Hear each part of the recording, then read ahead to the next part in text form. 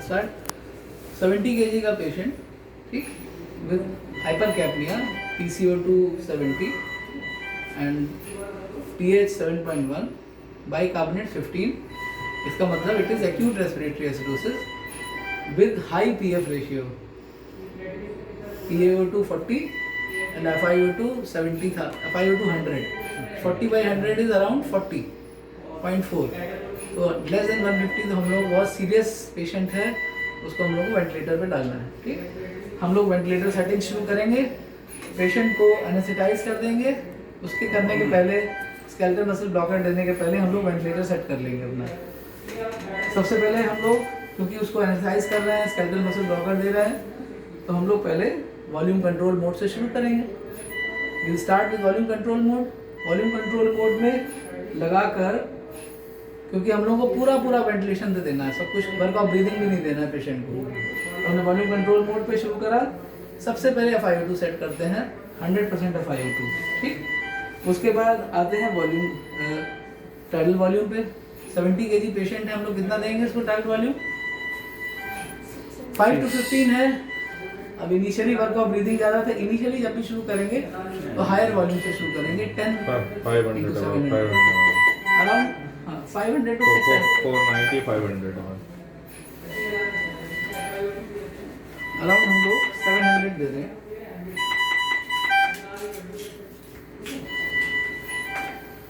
ठीक है, title volume हमने सेट कर दिया। बॉडी वेट इनटू 10 के हिसाब से रखते हैं।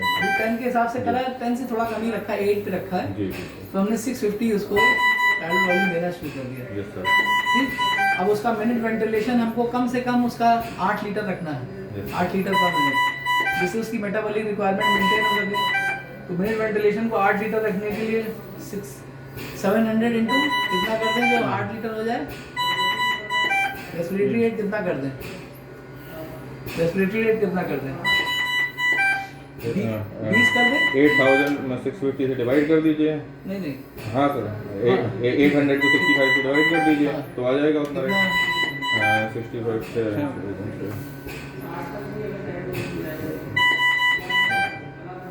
14 के ऊपर। ठीक है, अराउंड हमने वही सोचा हुआ है कि अराउंड 15 रखेंगे। वॉल्यूम कंट्रोल तो सर कम नहीं होगा, मुझे लगता है। ऐसा ये मुझे बता दें तो सर 16 पे हमने सेट कर दिया, ठीक। 16 17 पे सेट कर दिया, तो हमारा मिनट वेंटिलेशन अब कम से कम 8 लीटर के ऊपर है, ठीक।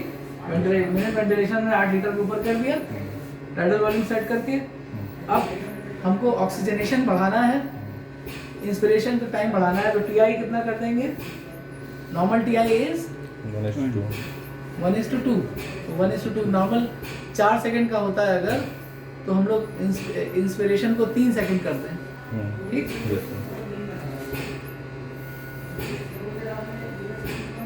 1:2 करना है तो 1.7:1.5, 1.7 TI है ना ये, 1.7 और 4 कितना है?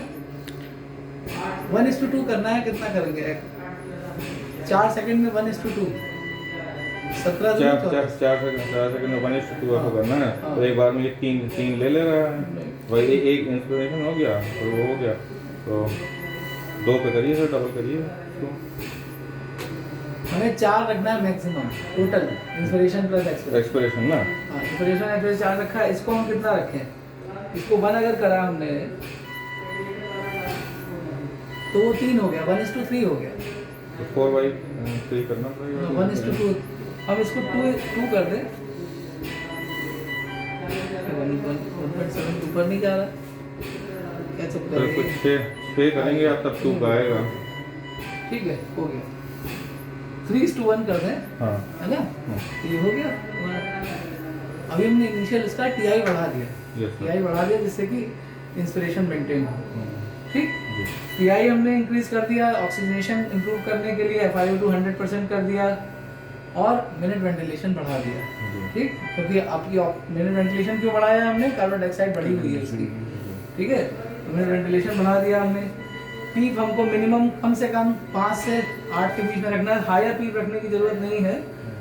शुरुआत में लोअर पीप रखते हैं, अगर ऑक्सीजन इसके के बाद भी कंट्रोल नहीं हो रहा है तब हम लोग हायर ट्यूब करते हैं। ठीक है, तो हम लोग कोशिश करेंगे कि पीक को लोअर रखें, पीक को हाई करने की जरूरत नहीं है, 6 इज इनफ। ठीक, वेंटिलेटरी फ्लो जो है ये 10 to 15 तक, 10 to 20 तक जा सकता है, मैक्सिमम फ्लो रखने की भी जरूरत नहीं है।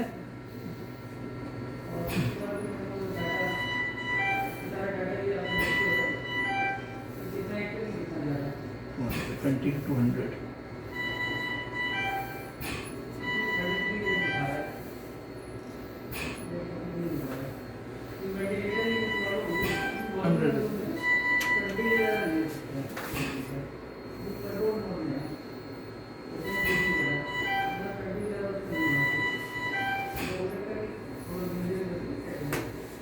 यहाँ से सेलेक्ट करना होगा।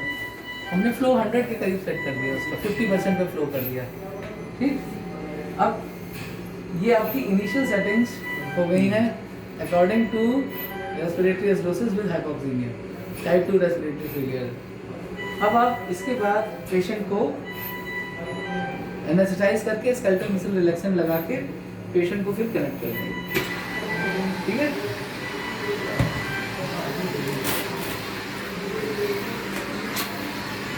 यहाँ पे लाकर पेशेंट के पास इसके दिल को एडजस्ट कर दो और फिर इसके बाद पेशेंट कनेक्ट हो गया। सपोज दिस इज पेशेंट, ये पेशेंट है तुम्हारा। ठीक, अब इसके बाद हम लोगों को सबसे ज़रूरी चीज़ है कि मॉनिटरिंग देखनी बहुत ज़रूरी है। अब इसकी मॉनिटरिंग कैसे देखनी है, 3 पैरामीटर्स हैं इसमें, pressure scalar, flow scalar and volume scalar. ये 3 स्केलर्स हैं आपके पास। पहला स्केलर है प्रेशर स्केलर। आपने वॉल्यूम को कंट्रोल कर दिया, वॉल्यूम कंट्रोल मोड पे डाला है आपने, प्रेशर कंट्रोल मोड पे नहीं डाला। वॉल्यूम कंट्रोल करने के बाद अब आप ये देख रहे हैं ये पीक जा रहा है, पीक एयरवे प्रेशर के बाद पी फ्लैट दे रहा है और पी फ्लैट के बाद नीचे आ रहा है। तो आप ये देखिए कि हमने इंस्पिरेशन टाइम बहुत ज़्यादा कर दिया है, जिससे कि हमारा बहुत टाइम ऐसा मिल रहा है जिसमें कि इंट्राएनुलर प्रेशर बहुत हाई है। तो मैप क्या होता है, what is map, start from here, यहाँ से स्टार्ट हो, जितना भी नीला पोर्शन देख रहे हैं आप, ये पूरा नीला शेड एरिया जो है that is all map, mean airway pressure. ठीक, ये जो प्रेशर देख रहे हैं आप, ये यहाँ से शुरू हो रहा है, this is PEEP, this is PIP, PIP थोड़ा सा नीचे होगा, जब एयरवे प्रेशर पेशेंट को पूरा डिलीवर कर देगा तो एयरवे प्रेशर थोड़ा सा डाउन हो जाएगा और फिर उसके बाद ये पी फ्लैट आ गया। ठीक, ये पी फ्लैट शो कर रहा है 22 और प्रोलॉन्ग टाइम के लिए शो कर रहा है। आई रेशियो जो है 5.9:1 है, ये 5.9:1 बहुत ज़्यादा है। ठीक, इसको हमको कम करना जरूरी है। तो पी आई जो है हम घटा के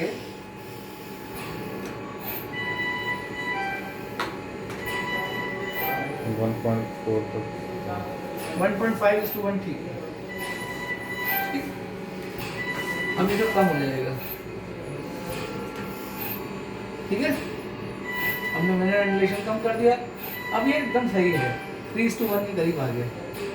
ठीक है, 3:1 पे आ गया। 3:1 पे आई रेशियो आपका है, it is giving higher oxygenation and this is showing, this is pressure scalar, this is showing this airway pressure, mean airway pressure. अब जैसे जैसे आप देखिए, जैसे जैसे आप इसका पीक इंस्पिरेटरी प्रेशर कम करेंगे या आप इसका टाइडल वॉल्यूम कम करेंगे, वैसे वैसे इसका ये जो पी फ्लैट है ये कम होता चला जाएगा और वो नुकसान करेगा पेशेंट। अभी हमको पेशेंट को ऑक्सीजनेट करना है ज़्यादा से ज़्यादा, तो हमको इसको इतना रखना जरूरी है, इस मीन एयरवे प्रेशर को इतना रखना जरूरी है। ये जो नीला नीला दिख रहा है, समझ लो नीले नीले से खुश हो जाओ कि तुम्हारे पेशेंट को खूब सारी ऑक्सीजन बहुत देर तक मिल रही है, इंट्राएनुलर प्रेशर बढ़ा हुआ है। This is intra airway pressure, this is intraannular pressure. अब अगर इस पेशेंट में, जैसा कि हमने बताया था कि अगर ये स्टीप हो जाए, ये झुका हुआ है, ऐसे आ रहा है, अगर ये ऐसे हो जाए इसका क्या मतलब हुआ? ऑब्स्ट्रक्शन। बहुत तेजी से प्रेशर बहुत तेजी से बढ़ रहा है, प्रेशर बहुत तेजी से बढ़ रहा है। ऑब्स्ट्रक्शन में तो उल्टा हो जाएगा, उल्टा हो और लेट जाएगा, और जाएगा, लेट जाएगा। धीरे धीरे बढ़ेगा प्रेशर, तेजी से बढ़ रहा है, इसका मतलब लंग कंप्लायंट है बहुत ज़्यादा, एम्फाइसीमेटस लंग है। अगर ये लेट जाए, अगर ये ऐसा हो जाए, कागज नहीं कोई, कंप्लायंस या रेजिस्टेंस कम है तो फ्लो ज़्यादा हो गया इसलिए। कागज नहीं कोई हो जाए,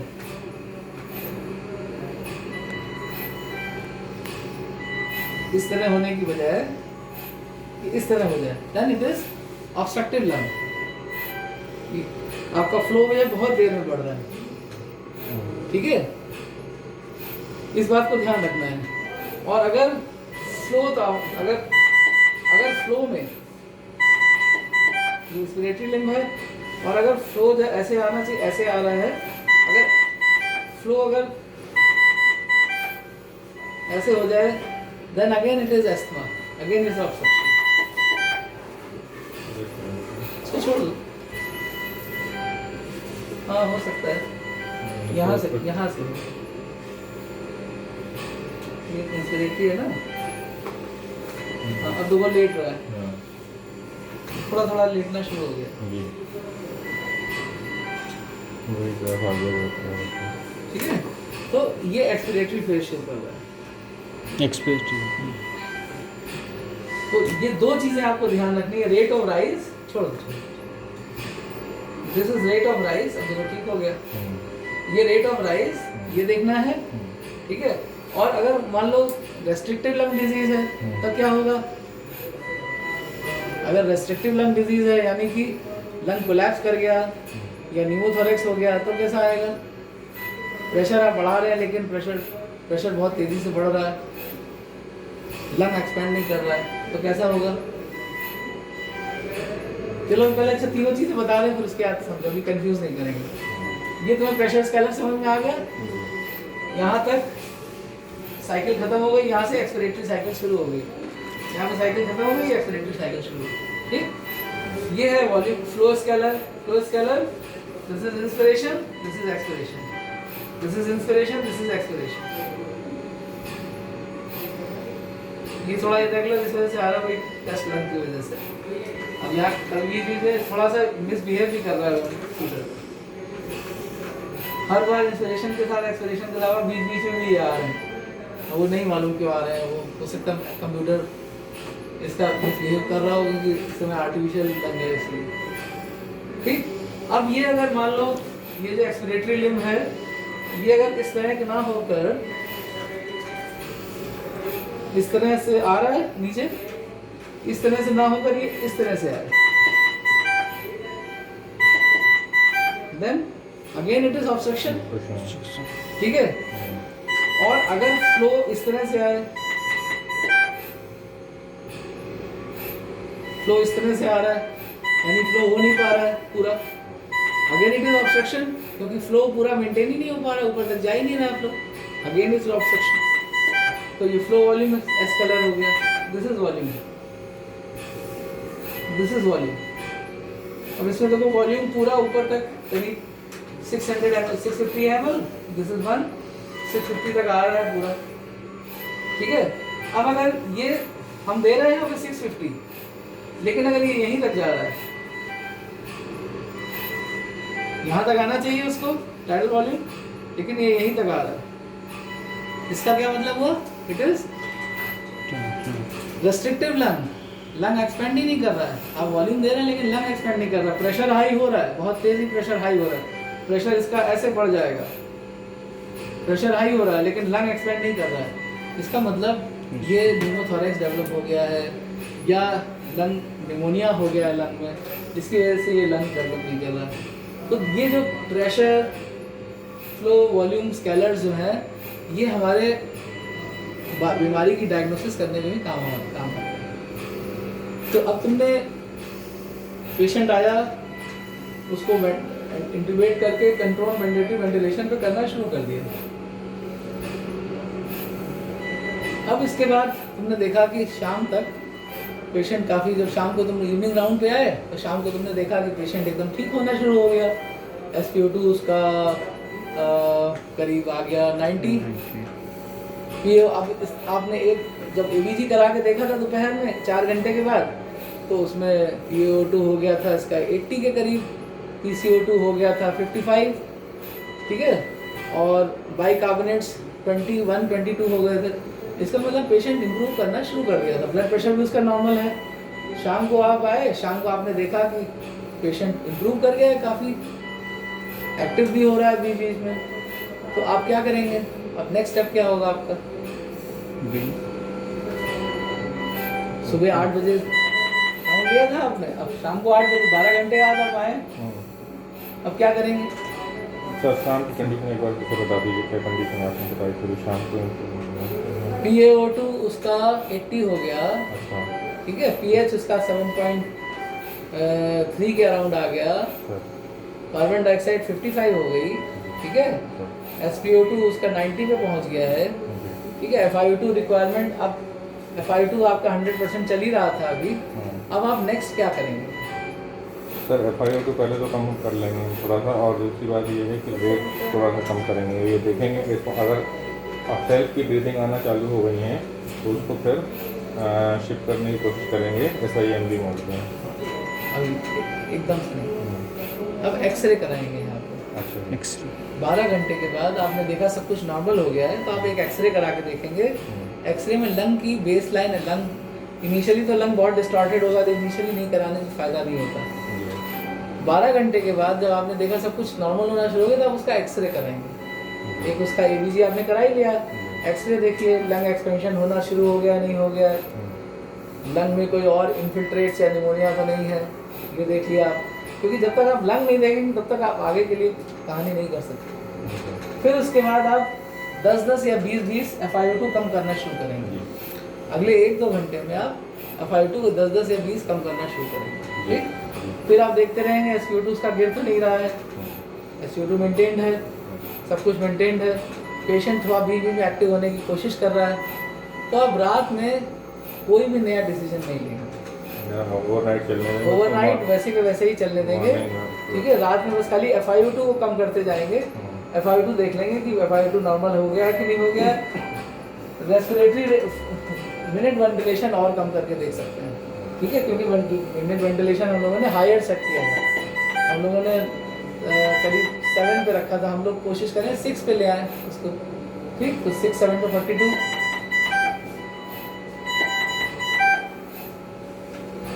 रात भर में आप सुबह जब आए राउंड पे तो आपने देखा सिस्टम में FiO2 50 पे कर दिया और टाइडल वॉल्यूम जो है वो 420 पे कर दिया,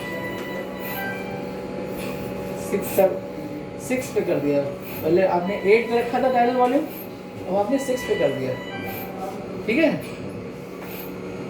6 मतलब 420,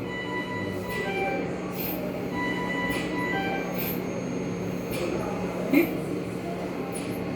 इंस्पिरेशन क्योंकि अब ऑक्सीजनेशन नॉर्मल हो गया है, तो आप TI को कम कर सकते हैं, TI को आप 1 पे ले आइए, 1:2 कर देंगे, ठीक है। तो TI आप 1 पे ले आइए तो 1:3 हो जाएगा, ठीक। इसके बाद रेस्पिरेटरी रेट, मिनट वेंटिलेशन कम करना है, रेस्पिरेटरी रेट भी आप कम कर दीजिए,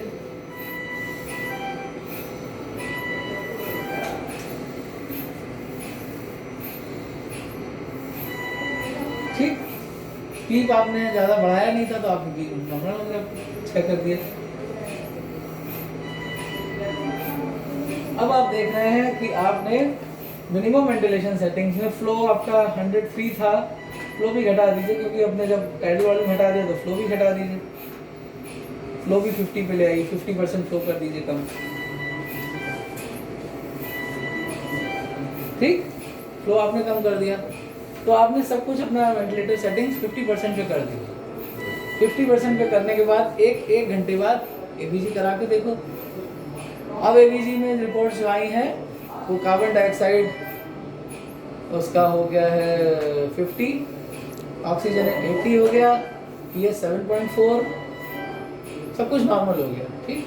SpO2 90% चल रहा है, पेशेंट इज एब्सोल्युटली फाइन और एक्टिव भी लग रहा है थोड़ा सा। अब आप क्या करेंगे, थोड़ी देर के लिए उसका न्यूरोमस्कुलर ब्लॉकर का इन्फ्यूजन बंद कर देंगे, सेडेशन का इन्फ्यूजन बंद कर देंगे। Now patient will start breathing. ठीक, अब इस पेशेंट को आप क्या करेंगे, पेशेंट को अलाउ करेंगे ब्रीथ करें। तो पेशेंट को अलाउ करने के लिए, ब्रीथ करने के लिए हम लोग को वॉल्यूम कंट्रोल मोड से हटाना पड़ेगा उसको, तभी तो अलाउ कर पाएंगे। तो आप SIMP मोड पे आ जाइए। ठीक, SIMP मोड पे आ गए आप, रेस्पिरेटरी रेट आपने पहले ही कम कर दिया था।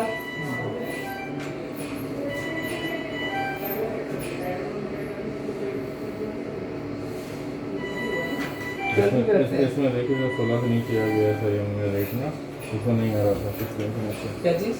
रेट उसमें वॉल्यूम नहीं आ रहा तो सिस्टम एक बार टैप करना पड़ता है। अच्छा,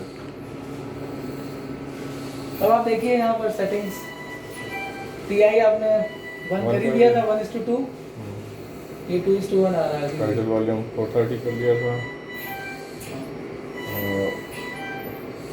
ठीक है, टाइटल वॉल्यूम तो वैसे ही हमने ऑलरेडी मिनिमम पे कर रखा है। वायोटा भी 50 कर ली थी। हाँ, हमने कर रखा है। अब ये देखिए यहाँ पे पेशेंट जो है अपने आप ले रहा है, लेकिन इसमें नहीं दिखाई पड़ेगा वो, क्योंकि पेशेंट की स्पॉन्टेनियस ब्रीदिंग थोड़ा लंग थोड़ा ले पाएगा आर्टिफिशियल। तब बीच बीच में यहाँ पे आपको पेशेंट की आर्टिफिशियल लंग दिखाई पड़ेंगे, आर्टिफिशियल स्पॉन्टेनियस रेस्पिरेशन दिखाई पड़ेंगे, और बीच बीच में वेंटिलेटर का भी दिखाई पड़ेगा, वो इसमें नहीं दिखाई पड़ेगा। शायद ये है क्योंकि इससे कर सकते हैं।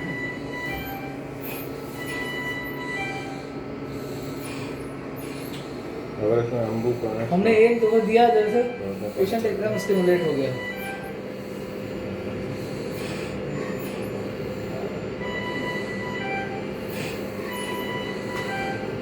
जैसे ही हम ब्रेथ देते हैं पेशेंट इसको, तो वैसे ही ये स्टिमुलेट होकर अपनी ब्रेथ रोक लेगा।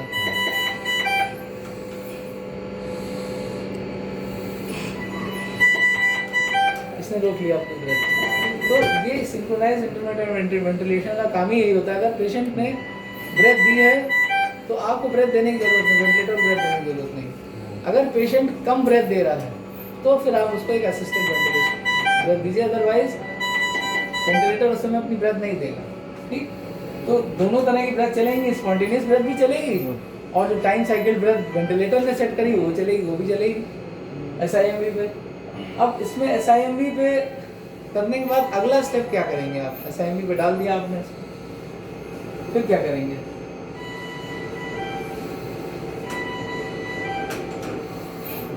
अभी चलने देंगे तो उसको असेस करेंगे पेशेंट। हाँ, अभी चलने देंगे SIMV पे, उसको असेस करेंगे। और हमने जो कैसे असेस करेंगे? हमने जो हमने बताया था ICU में जब भी आप कुछ करते हैं उसका असेसमेंट करते हैं, फिर असेसमेंट करते हैं।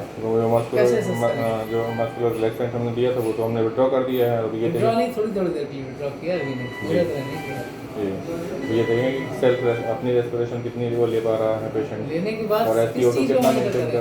SpO2 कितना मेंटेन हो रहा है उसका। एक ही चीज़ को मॉनिटर करना है अब इस समय। क्या वेंटिलेशन शुरू कर दिया है अपने आप, आदमी ने लेना, बाकी वेंटिलेटर दे रहा है। हम लोग क्या चीज़ में सबसे ज़्यादा इम्पोर्टेंट क्या चीज़ इसको ऑब्जर्व करेंगे? Carbon dioxide. Patient is able to take out its carbon dioxide or not. Oxygen तो सब दिखाई पड़ रही है, लेकिन कार्बन डाइऑक्साइड देखना बहुत जरूरी है। कार्बन डाइऑक्साइड पेशेंट निकाल पा रहा है कि नहीं निकाल पा रहा है। ठीक है, अगर पेशेंट कार्बन डाइऑक्साइड नहीं निकाल पा रहा है तो हमें फिर से वेंटिलेशन कंट्रोल वेंटिलेशन डालना पड़ेगा, उसका ABG कराइए। ABG आपने कराया, PCO2 60% आया, pH 7.25 हो गया, तो माइल्ड रेस्पिरेटरी कार्बन डाइऑक्साइड का कंसंट्रेशन है। तो माइल्ड कंसंट्रेशन के लिए ज़्यादा परेशान नहीं होंगे। थोड़ी सी हमको परमिसिव हाइपरकैप्निया पेशेंट को देते रहना है। थोड़ा सा कार्बन डाइऑक्साइड पेशेंट के वेंटिलेशन को अच्छा करेगी। जब भी कार्बन डाइऑक्साइड थोड़ी रहेगी, थोड़ा रेस्पिरेटरी एसिडोसिस रहेगा, तो पेशेंट की रेस्पिरेशन इंप्रूव करेगी। ये नहीं कि आपने ज़रा सा देखा अरे 50 थी PCO2 50 होनी चाहिए, इस समय 60 हो गई है, या 40 होनी चाहिए, इस समय 50 हो गई है। तो ऐसे में हम लोग को ये नहीं परेशान नहीं होना चाहिए कि इसके लिए हम लोग फटाफट फिर से उसको कंट्रोल वेंटिलेशन में डाल दें। वेट एंड वॉच, और हम लोगों को परमिसिव हाइपरकैप्निया रखना जरूरी होता है। परमिसिव हाइपरकैप्निया रख के हम लोग कंट्रोल कर सकते हैं। ठीक, तो हमने परमिसिव हाइपरकैप्निया कर दिया उसको, और उसके बाद फिर शाम तक हमने देखा कि शाम तक अगर सब कुछ ठीक है, दोबारा EVG कराया, तीसरी बार EVG कराया, तीसरी बार EVG में PCO2 वही 50, 45, 50 चल रहा है, ठीक है, सब कुछ बढ़िया, ऑक्सीजनेशन अच्छा चल रहा है। नाउ उसके बाद क्या करेंगे?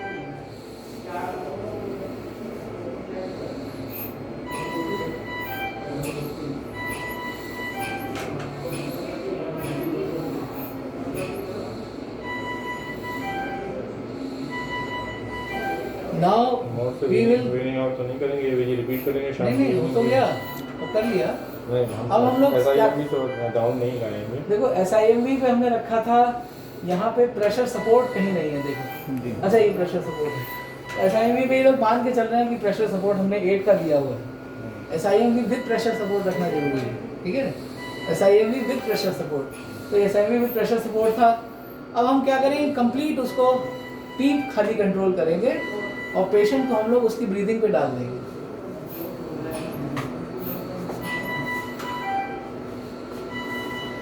हमने उसको पेशेंट को कंप्लीट CPAP पे डाल दिया। अब यहाँ पे कहीं वेंटिलेटर अपनी वो नहीं दे रही, कोई ब्रेथ नहीं आ रही, लेकिन एल्वेलाई फूला हुआ है, लंग फूला हुआ है, लंग फूला हुआ है, ठीक है। आप इसको खाली पीप जो है वो आपने 6 कर दिया, और ये चल रहा है, ये मिसबिहेव कर रहा है वेंटिलेटर। हम लोगों ने तो बंद कर दिया वेंटिलेटर अपनी तरफ से, अब ये चल रहा है तो ये अपनी तरफ से चल रहा है। आपने क्या किया, पीप आपने 6 पे सेट करके छोड़ दिया है, ये पेशेंट अपने आप सांस ले रहा है, ये पेशेंट अपने आप सांस ले रहा है, यहाँ पर इसमें नहीं ले रहा है, लेकिन पेशेंट अपने आप सांस लेगा। आप खाली उसको प्रेशर सपोर्ट और CPAP पे रखेंगे। पेशेंट का ब्रेथ सपोर्ट करने के लिए नीचे से ट्रेनर आ जाएगा, ऊपर उठा देगा थोड़ा, ठीक है। तो प्रेशर सपोर्ट आपने दे दिया, पीप दे दिया, ऑक्सीजन अब आप थोड़ा सा कम करके देख सकते हैं, 30% ऑक्सीजन कर दीजिए, ठीक, 30% ऑक्सीजन कर दिया। 30% ऑक्सीजन करने के साथ आपने उसको छोड़ दिया ऐसे ही। फिर आप 2 घंटे के बाद उसका कार्बन डाइऑक्साइड देख लीजिए, कार्बन डाइऑक्साइड मेंटेन है कि नहीं। अगर कार्बन डाइऑक्साइड मेंटेन है, ऑक्सीजन मेंटेन है, तब आप उसको एक्सट्यूबेट करने के लिए नेक्स्ट मॉर्निंग, रात में कुछ नहीं, नेक्स्ट मॉर्निंग एक्सट्यूबेट करने के लिए सोच सकते हैं। 48 घंटे भी हो गए हैं, नेक्स्ट मॉर्निंग आप उसको एक्सट्यूबेट करने के लिए आप क्या करेंगे, स्टेरॉइड इंजेक्शन लगाएंगे और थोड़ी देर के लिए छोड़ देंगे, आधे घंटे के लिए। साथ में उसको एड्रेनालिन नेबुलाइजर देंगे, जो कि कोविड पेशेंट में नहीं देना है। और उसके बाद धीरे से एक्सट्यूबेट करके पेशेंट को खाली नॉन इन्वेसिव वेंटिलेशन पे थोड़ी देर डालते हैं, बाईपैप पे डालते हैं, लेकिन यहाँ बाईपैप भी नहीं देना है, ठीक। तो वेंटिलेशन करके स्टॉप करके, अगर रात में पेशेंट CPAP आपने डाला, ऐसे डला हुआ है, एकदम से डेटरेट करेगा तो ये एकदम से हाई होने लगेगा, प्रेशर हाई होने लगेगा, वॉल्यूम आपका लो होने लगेगा। ये जो पेशेंट अपने आप सांस ले रहा है, इसका वॉल्यूम लो होने लगेगा, फ्लो जनरेट नहीं होगा बिल्कुल भी, ठीक है। तब इसका मतलब आप डोप करेंगे, डोप करके देखेंगे डिस्प्लेसमेंट, ऑब्स्ट्रक्शन, निमोनिया या टेक्निकल एरर, तो आप उसके हिसाब से फिर से हो सकता है आपको कंट्रोल वेंटिलेशन में डालना है। दिस इज ऑल जो कि आपको सीखना है। इसमें बहुत सारी चीज़ें, ये खाली सिंपल नहीं है, इतना हमने बता दिया। इसमें बहुत सारी चीज़ें और भी हैं जिसको कैलकुलेट करना होता है। मैं भी अडल्ट इंटेंसिविस्ट नहीं हूँ, न्यूनेटल इंटेंसिविस्ट हूँ। न्यूनेट से बहुत ही सिंपल होता है, प्रेशर कंट्रोल वेंटिलेशन होता है। प्रेशर कंट्रोल वेंटिलेशन इसमें नहीं हो रहा है, इसमें कहीं भी प्रेशर कंट्रोल वेंटिलेशन नहीं है। एक ये है प्रेशर कंट्रोल SIMV, इसमें हम लोग क्या करते हैं, पीक इंस्पिरेटरी प्रेशर लगा देते हैं। ये भी कर सकते हैं, ये पीक इंस्पिरेटरी प्रेशर है, आप इसको सेट कर दीजिए। आपने 25 पे सेट करा हुआ है तो थोड़ा कम रखो,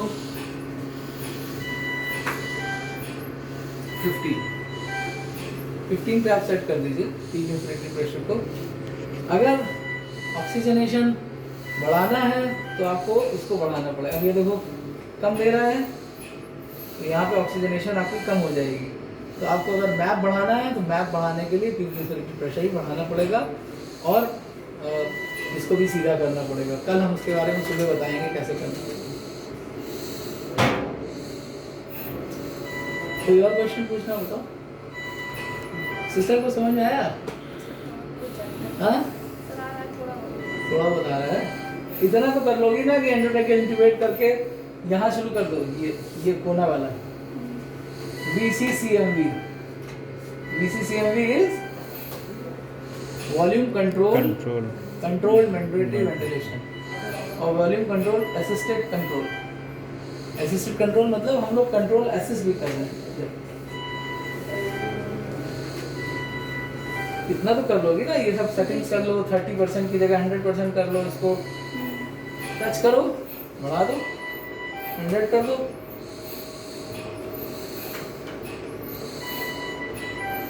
VT बढ़ा दो। VT 6 लीटर पे है 6 ml पर kg के हिसाब से।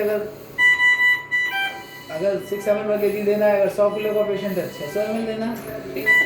उसके हिसाब से इसको सेट कर लो। ऑक्सीजन 100% सबको दे रही है। शुरुआत में तो 100%, बाद में डॉक्टर देख लेंगे अपना। ये लोग आएंगे बाद में देख लेंगे, लेकिन तुम अपना शुरुआत ऐसे कर दो, मैक्सिमम कर दो शुरुआत। TI छोड़ दो, रेस्पिरेटरी रेट बढ़ा दो। रेस्पिरेटरी रेट बढ़ा के रखो, 20 कर दो रेस्पिरेटरी रेट, ठीक। फ्लो आप बढ़ा के रखिए अपना। कितना रखेंगे फ्लो बताओ? 20 से 200 तक कर सकते हैं, तो आप 100 पे कर दीजिए, 200 मत करिए। पीक आपको 5 से 10 के बीच में रखना है। शुरुआत आप 8 से कर दीजिए। कहीं भी गलत नहीं है, आप इतना कर देंगे मरीज बच जाएगा। उसके बाद डॉक्टर आके संभाल लेंगे, ठीक। इतना भी कर लो बहुत है हमारे लिए। बंद कर दो।